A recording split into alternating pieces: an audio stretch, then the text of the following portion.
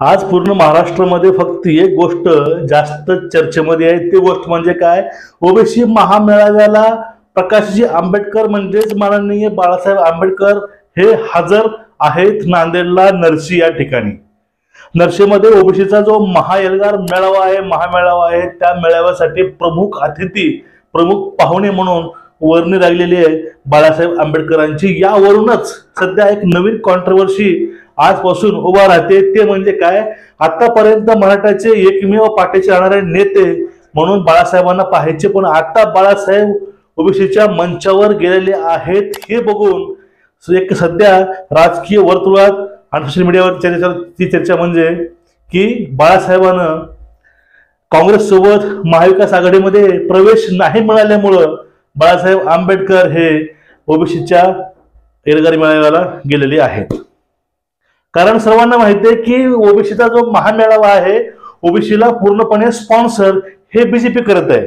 कसं काय समजून घ्या. कारण बीजेपी मध्ये जे मंत्री आहेत, जे आमदार आहेत, त्यामध्ये पडळकर असतील, भुजबळ असतील किंवा अन्य नेते असतील, ते पूर्णपणे हे निगडीत आहेत बीजेपीला आणि ते डायरेक्टली इनडायरेक्टली त्यांचे मुळं हे भाजपमध्ये सध्या रोवलेली आहेत आणि ते लोक ओबीसी मध्ये सध्या आंदोलन करतायत आणि मोर्चे करतायत, महामेळावे घेत आहेत महाराष्ट्रामध्ये.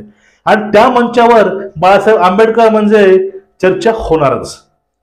ज्यावेळेस आंतरवाले सराटीमध्ये जरांगे पाटलांना ज्यावेळेस उपोषण केलं त्यावेळेस उपोषणाला पाठिंबा पूर्णपणे बाळासाहेबांना स्वतःहून जाऊन दिला होता आणि जाऊन त्यांनी सांगितलं होतं की तुमच्यासारखे नेते, पुढारी किंवा कार्यकर्ता हा जगला पाहिजे, तुम्ही उपोषण सोडा, आपण काहीतरी तोडगा काढायचा प्रयत्न करू आणि शासनाला आपण भाग पाडू, आपण लढू, हे त्यांनी थाप दिली होती म्हणजे पाठीवरती पाटलांच्या.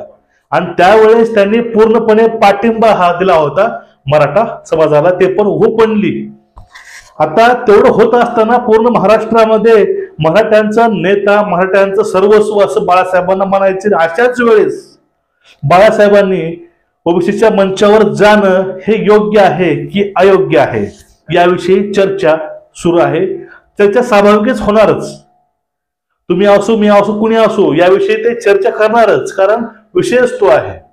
आतापर्यंत मराठाला सपोर्टर एकदम जर ओबीसी जाऊन बसला त्यावेळेस लोकांना वाटणारच. मित्रांनो, हे समजून घ्या, हे पूर्ण राजकीय खेळी असू शकते बीजेपीची पण, अनेक प्रकारे बाळासाहेबांची पण.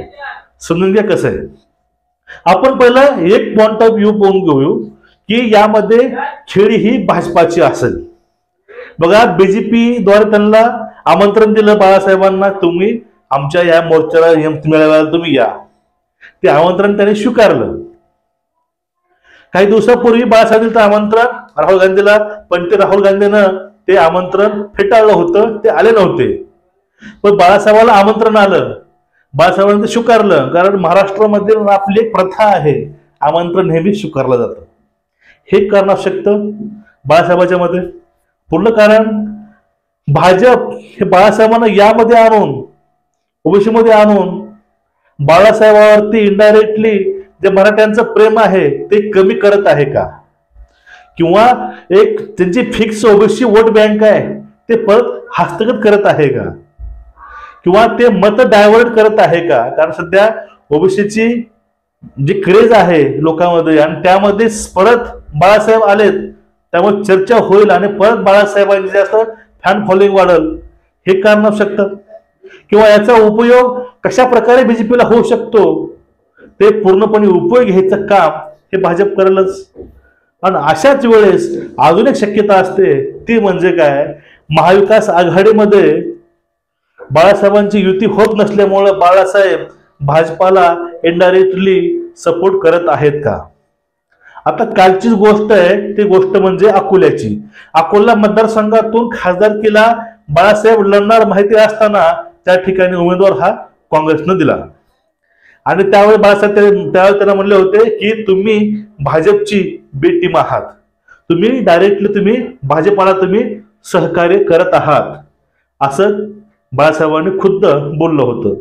पण तेच आता बाळासाहेब बीजेपीच्या खांद्याला खांदा लावून ओबीसी महामेळाव्यात आलेले आहेत हे बघून नेमकं मतदाराला काय वाटत असेल आणि त्यावेळी मतदार डायव्हर्ट होईल का? अशा ठिकाणी आपल्याला एक गॅरंटी या ठिकाणी देऊ शकतो बाळासाहेबांची, ते म्हणजे कुठले? कारण बाळासाहेब समाजामधील कधीही फूट पाडणार नाहीत आणि दोन समाजामधील फूट पाडून आपली राजकीय पोळी भाजण्यासारखा हा नेता नाही. आता बाळासाहेब या सभेला गेलेले आहेत, पण त्यावेळेस ते हेच गोष्ट बोलतील. ती गोष्ट म्हणजे काय? हे महाराष्ट्रामध्ये मराठा समाजाला आरक्षण मिळालं पाहिजे, त्यांचा हक्क आहे, पण ओबीसीला न गालबोट लागता. आणि तेच बाळासाहेबांनी पहिलेही सांगितलं होतं की मराठ्यांना आरक्षण नक्कीच भेटणार, भेटलं पाहिजे, त्यांचा हक्क आहे, पण ते पण ओबीसीला धक्का न लावता. त्यांची एकच भूमिका आहे, त्यांनी ती भूमिका स्पष्ट केली आहे, म्हणजे आरक्षण हा आपला हक्क आहे, तो आपला मिळवला पाहिजे, पण ओबीसीला धक्का न लागता, इतर कुणावरती अन्याय न करता मराठाला आरक्षण मिळावं हे त्यांची मुळात मागणी आहेच, हा विषय नाही. पण यातून एक लोकांमध्ये मॅसेज पोहोचवायचं काम हे ऑपोजिशनवाले करतील. तो मॅसेज म्हणजे कुठला?